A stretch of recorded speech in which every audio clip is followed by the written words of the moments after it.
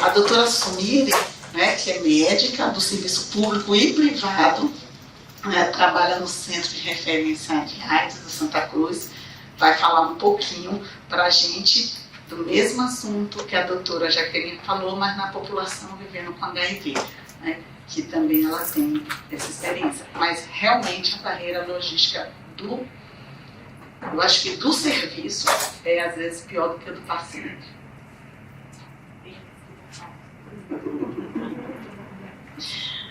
Boa noite a todos e a todas. Ana Angélica, obrigada pelo convite. Obrigada ao Carlos, não estou vendo mais aqui, da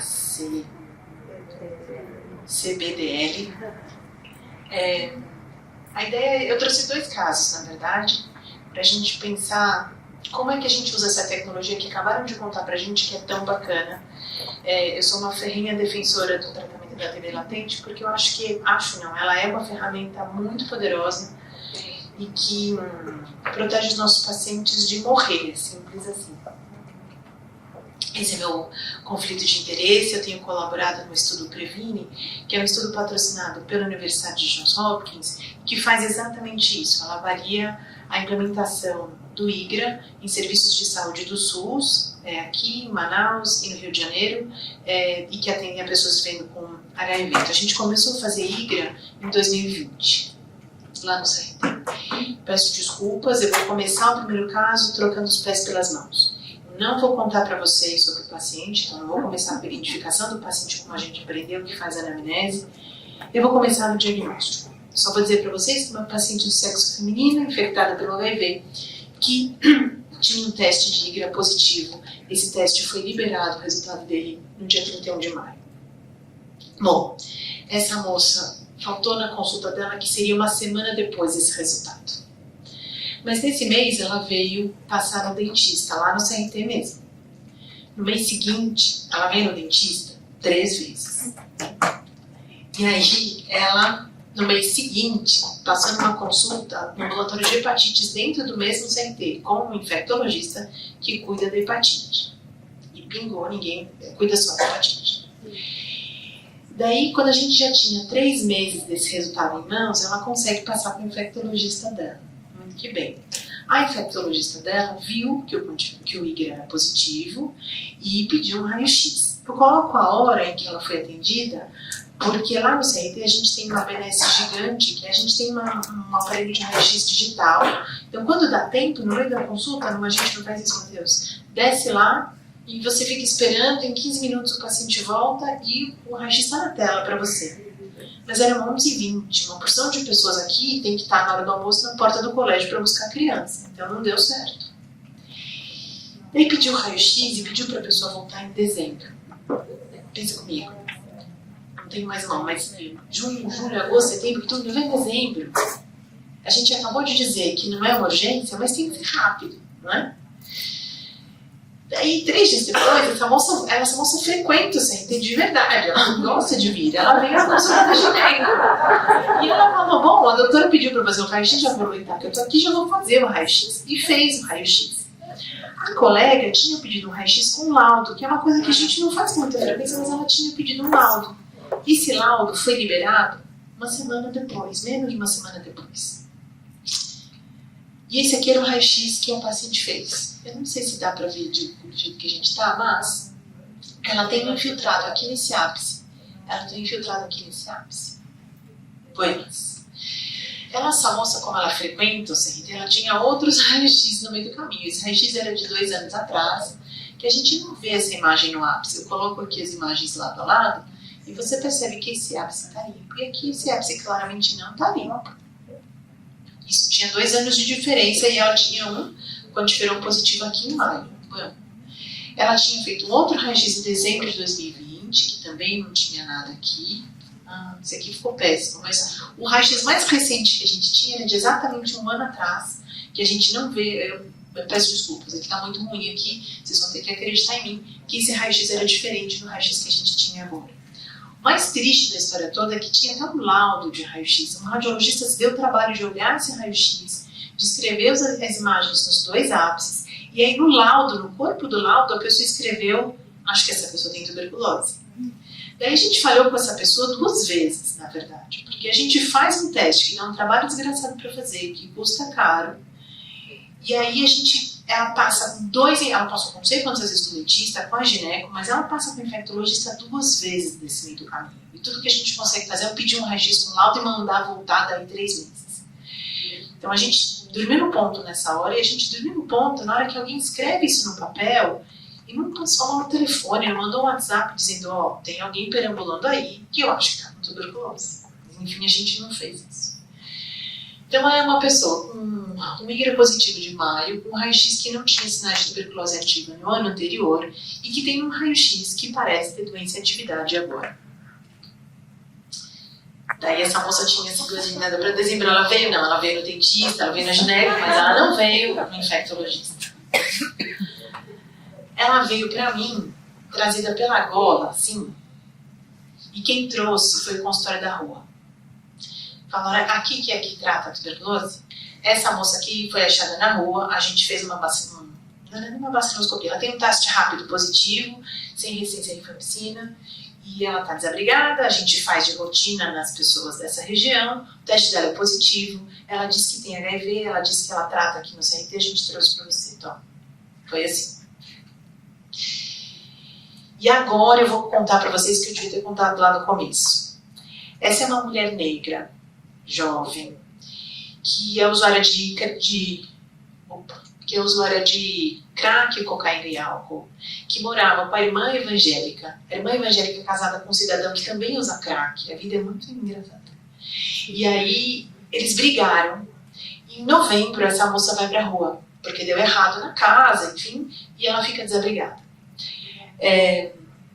Essa mulher tem 3 filhos, ela não tem a menor ideia do paradeiro desses filhos, ela tem HIV há 7 anos, e a família inteira morreu de HIV, ela não é uma transmissão vertical, mas essa pessoa tem todas as vulnerabilidades possíveis e imagináveis que a gente pode imaginar. A manicure não pode errar, quando a gente fala em manicure ela tem que fazer direito. Agora o médico pode errar menos ainda, e a gente não pode errar com gente assim. Aqui a gente não pode falhar. Porque a vida já deu tão errado para essa pessoa que nada mais pode dar errado. Nem o ponto, o ônibus não pode deixar de parar no ponto. E não foi isso que aconteceu. Ela tem outras comorbidades, como a gente já viu, ela frequenta o ambulatório de hepatite, ela tem vírus C, ela tem insuficiência renal crônica. E a respeito de tudo isso, ela tem 7 anos de HIV, ela já tinha abandono prévio, então em agosto de 2020 ela tinha uma carga viral de 5 logs, mas ela vinha indetectável de junho de 2021 até outubro de 2022. Lembra que em novembro ela fica desabrigada porque briga com a irmã, etc. E tal. E o CD4 último dela era 534. Quando ela chega pra gente, ela tem uma carga viral detectável, né? Ela estava em abandono desde novembro, e o CD4 era um CD4 bom. Então eu tenho convicção de que as coisas vão dar certo, a despeito de tudo. Esse é o raio-x do dia que ela vem trazida pela gola. A lesão evolui, a gente tem um hilo já bem proeminente, e a gente começa a tratá-la nesse mesmo dia. Hoje ela está num abrigo, a gente já reintroduziu a antirretroviral que ela abandonou, e as coisas estão andando bem.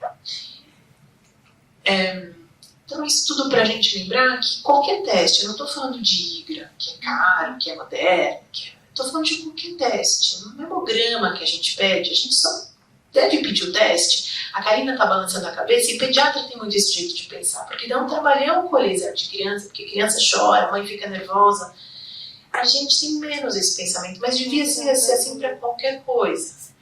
Não estou nem dizendo por conta do custo ou do trabalho, de que quer seja, mas se você toma uma ação, você pede um teste quando você vai agir em cima desse teste.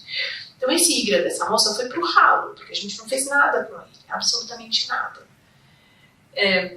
E a gente falhou uma porção de vezes, né? É clara a recomendação de que pessoas com CD4 maior que 350, vivendo com HIV, têm que ser rastreadas para TB latente todo ano. Se o IGRA ou a prova tuberculínica são negativas, tem que repetir todo ano, que nem Papa Nicolau faz todo ano, IGRA faz todo ano, ou a prova tuberculínica faz todo ano. E essa mulher não tinha um teste nos 7 anos que ela vem 3 vezes no mesmo mês no dentista.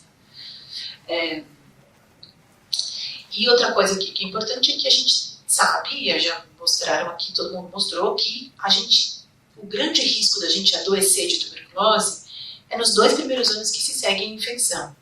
Esse estudo aqui, esse gráfico é do estudo TRIO, feito lá no Rio de Janeiro, que mostra pessoas vivendo com HIV do momento que a prova tuberculínica foi detectada como reatora. Veja um incremento vultoso nos casos de tuberculose nos 2 primeiros anos. Então, embora um teste de IGRA não seja uma urgência, uma prova tuberculínica não é uma urgência, não é que a gente pode guardar na gaveta e daqui 1 ano, daqui 2 anos, daqui 5 anos a gente pensa no assunto. As coisas evoluem, a Erika deixou muito claro, a tuberculose é um processo contínuo. A ideia é barrar ela antes que ela vire uma doença de verdade, uma doença antiga. O último caso é uma pessoa bastante diferente, é um senhor de 59 anos, branco, que tem HIV diagnóstico recente, em 2020. Ele é um cidadão ex-tabagista, ele não é diabético, ele contava que em 2022 tinha tido 2 quadros respiratórios, testou Covid em um deles, era negativo, nas 2 situações ele foi tratado com azitromicina como melhor. Ele veio para mim sem nenhuma queixa, contou que tinha perdido peso, a roupa ficou um pouquinho larga, mas já estava tudo de volta no lugar, estava tudo bem. Ele veio porque a médica dele mandou me procurar. E ele nunca tinha tratado nem TB latente nem TB ativa, nunca tinha feito um teste de IGRA antes, ele veio porque o IGRA dele era positivo agora. E aí ele contava que o irmão dele tinha tido tuberculose pulmonar há anos atrás e que ele frequenta muito esse irmão, inclusive quando o irmão estava doente, ele não deixou de frequentar. Bom, esse moço, o nadir de CD4 dele, o menor CD4 que ele teve era maior do que 500, ele detecta logo que ele começa a tomar antiviral, vinha indetectável, já com terapia dupla, enfim, estava tudo certo, com CD4 maior que 700. Ele veio encaminhado para mim porque tinha um IGRA positivo, mas esse moço contava, se você perguntasse, ele contava, meu irmão tratou tuberculose pulmonar no ano tal, e aí você põe o nome do irmão dele no TB-Web e o irmão dele estava lá notificado. Este cidadão, vivendo com HIV, não tinha indicação de fazer mais IGRA, ele fez porque era o estudo Previne, no Previne a gente não contemplava essa questão do contato, não era uma pergunta que a gente fazia, ele não tinha teste prévio, a gente fazia teste, por isso que ele fez. E ele veio já para mim desse jeito, com dois escarros, 2 BKs negativos. Mais tarde eu fui descobrir que as culturas seriam negativas, mas ele não tinha feito teste rápido. Muito embora a gente tenha uma máquina de teste rápido dentro do CRT. Hoje eu vim só para tomar pancada. Por isso que ninguém CRT que vinha. O Matheus tá aí, Matheus, fica quieto. Buenas, esse era o raio-x do cidadão. Mentira, esse aqui é o raio-x do moço em 2021, veja, ele veio pra mim em agosto de 2022. Ele tinha tido esses 2 episódios de um quadro respiratório, e esse era o raio-x da ocasião. E ele tinha o outro evento em junho de 2022. Eu juro que nem o mesmo... aqui. Quando eu olhei esse raio-x e esse raio-x, eu fiquei meio cabreiro. Mas enfim, é o que a gente tinha. E aí ele falou, mas doutora, repara bem comigo. Eu tenho IGRA positivo, tá tudo certo. Mas eu tenho CD4 de 700. Eu tô indetectável há mais de 1 ano. Eu não perdi peso, eu não tenho sudorese noturna, eu não tenho febre. Eu digo não para todas as casinhas. É 3HP, doutora. Mas o senhor não colheu 2 vezes carro? Ele falou, mas eu tenho um pigarrinho de manhã, porque se eu estourar, eu fumei muito tempo, desde que eu era moço, eu não fumo mais, porque eu fumei muito, eu tenho um pouquinho de enfisema, tem mesmo. Mas ele tinha, como chama? Seguro-saúde, essa foi a salvação da lavoura, porque se eu fosse pedir isso aqui no CRT, ia demorar, você sabe Deus quanto. Mas eu disse, não, o senhor tem seguro-saúde, Metros chama seguro-saúde dele. O senhor vai fazer essa tomografia, depois o senhor volta aqui. E ele voltou rapidinho, ele tinha estreco aqui. Eu falei, olha, você falou quantos anos mesmo? É um monte de anos, mas o homem tem 59 anos e ele estava ótimo. Eu falei, olha, tem uma chance disso não ser o que eu quero que seja, mas bora tratar. Botei ele no cross, porque no convênio dele não podia passar no cirurgião do tórax. Botei ele no cross, estou esperando até hoje chamarem para consulta com o cirurgião do tórax, mas eu falei, bora tratar essa tuberculose aqui. Se isso for um câncer de pulmão, o cirurgião de tórax vai te chamar em 1 semana para a gente fazer a biópsia, mas não chamou até hoje. Enfim, a gente tratou esse moço. Daí ele sai a tomografia, graças ao convênio do moço, nos 5º mês de tratamento. Ele ficou assintomático o tempo todo. Ele era assintomático quando ele... Não era assintomático porque ele conseguia colher escarro. Mas, enfim, é isso que aconteceu. E todo mundo olhou pra mim e falou, tem certeza? Eu falei, tenho. Vamos tratar isso aqui. Isso não vai ser câncer. Tá tudo meio irregular, tem umas picurinhas, mas... Tá. E aí deu tudo certo.